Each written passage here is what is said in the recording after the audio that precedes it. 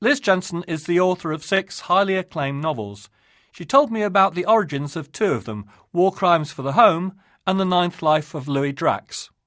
War Crimes for the Home had a very strange evolution, because originally I had wanted to write a book from the point of view of a 5-year-old boy, because at the time of writing my children are about 4 and 8, and I liked the way they talked, and I wanted to do a sort of kiddie voice.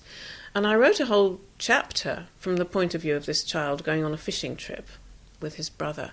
And at some point I thought, well, actually there's not very much difference between someone very young and someone very old when they talk, because, young children are quite, I suppose, what we would call inarticulate. They don't have the range of vocabulary that we have, and they're very direct, and they don't mess about. And old people are like that too. I mean, they have a wider vocabulary, but they're very direct. They're quite rude sometimes. And I thought, I could just turn this boy into a very old lady, because then they can have memories. I wanted someone to have memories, and 5-year-old children don't have much in the way of memories. So suddenly I had this 79-year-old woman on my hands, and of course if she was going to have memories, they would have been of the war. And so that's how the war came in. I never planned to write a book about World War II. Absolutely not. The heroine, Gloria, has a form of Alzheimer's, which means that her memory is either selective or repressed, and I think when we're reading it we don't really know which. How do you set about creating a voice like that? Well, it's I suppose, a classic inconsistent, unreliable narrator, really. She has a form of selective, elective Alzheimer's, which she can turn on and off like a tap, depending on what she wants to remember and what she doesn't want to remember. And then, of course, there is something in her past that has caused her to forget certain things.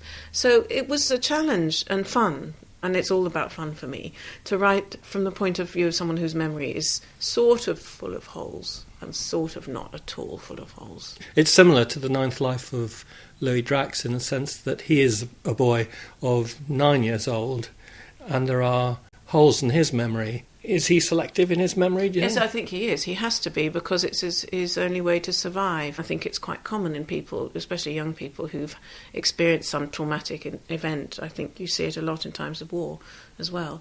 They lose their memory. Young boys who lose their mothers very often lose their memory at the same time.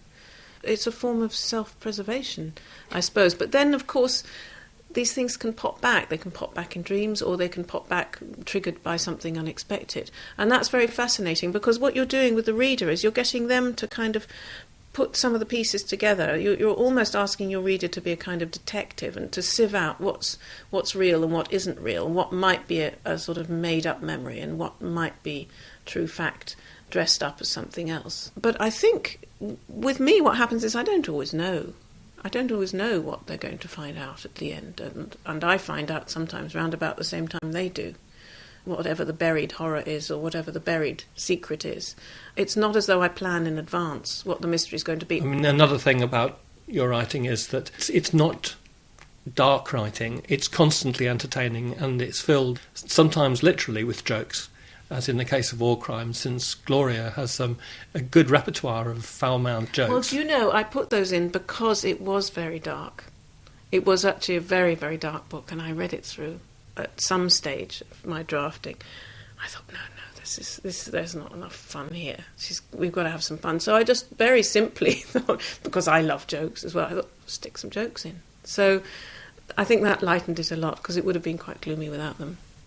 I think there's an extent to which writing is about self-entertainment. It's about living in a world that you can't live in real life and probably wouldn't want to. It's about really flexing the muscles of the imagination and going to places you couldn't possibly go. I love all that. I mean, I love the idea of, I can be anyone I want to be.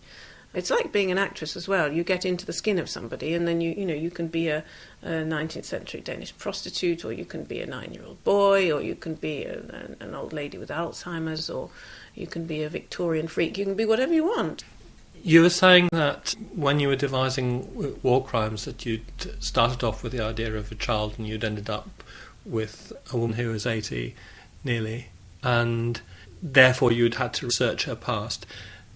Can you say something about the way in which you set about that research?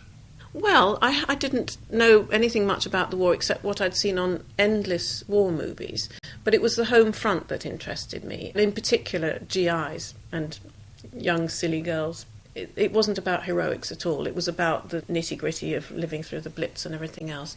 So I read a wonderful book by a woman called Pamela Winfield about GI brides called Sentimental Journey, and I went and talked to her. And she was enormously helpful, and her book was very inspiring. And then I got a travel grant from the Society of Authors, and I went to the States and interviewed another GI bride over there and her husband.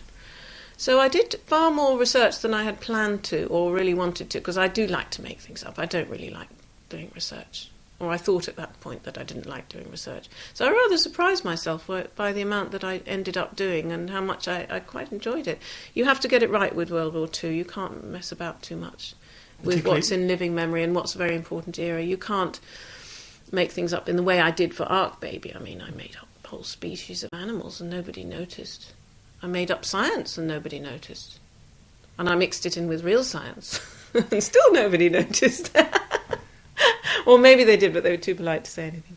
I'm thinking in particular with war crimes and the Second World War, you'd have to think of getting the language correct, or the slang at least correct. I mean, how much work do you do on that? Oh, that was lots of fun. That's great fun. I mean, with Google you can do everything very quickly, to be honest. You know, you just type in Second World War slang and up pops a list. You know, it really is very, very straightforward. I love the internet for that reason. You can just find out whatever you want very, very quickly. And then find the book you need to read and order it. And did you test the slang on anybody from that generation? Pamela Winfield read the book for me, and she corrected me on a few things. And then there were certain things I had come across elsewhere that I put in the book. She said, no, that would never. We never did that. So she was quite strict with me about it. But then, of course, her experience didn't tally necessarily with the experience of other people. But, there were certain things that she said, no, people never said that. I think there was an expression, someone said, I should cocoa. And she said, I never heard that. I thought, well, I really like it, so I'm going to leave it in anyway. And I did. War Crimes for the Home has also been adapted for the stage, not by you, but by Leela Boris. Did you go and see that? Oh, I went and saw it. I went and saw it about 5 times, and I loved it. And she did a wonderful job, because there were a lot of characters in the book, and she had to cut them right down, so certain people just went out the window. And she managed it very well, and it's such a joy to see your own work being transformed into another medium, because you are giving it back in a way. The problem with being a writer is you can never really read your own books and enjoy them in any way. But if they're turned into something else, you can. And it was wonderful. From the Open University.